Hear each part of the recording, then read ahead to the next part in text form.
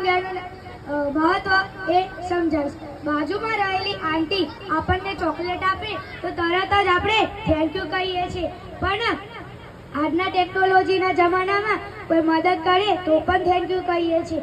પણ આપણા ભગવાન આપણને કેટલી ઉપકાર કરે છે તો આપણને તેમને થેન્ક યુ કહેવા જોઈએ. થેન્ક યુ કહેવાને મતલબ ત્રિકાળ સંધ્યા. ત્રિકાળ સંધ્યા આપણે રોજ બોલવી જ જોઈએ.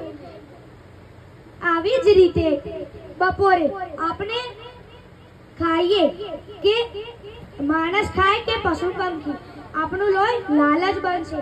કેવી રીતના? આપણે કાચું ખાઈએ, પાકું ખાઈએ કે સફેદ ખાઈએ, કાળું ખાઈએ, લાલ ખાઈએ તો પણ લોહી લાલ જ કેમ? આ શક્તિ કોઈ એવી તેવી નથી કે ભગવાન જ છે. કોઈ દુનિયામાં લોહીની ફેક્ટરી નથી કે આપણે તેથી જીવીએ છીએ. ભગવાન પરનો આપણો પ્રેમ વધે છે. ત્રિકાળ સંધ્યાથી આપણો ભગવાનનો પ્રેમ વધે છે.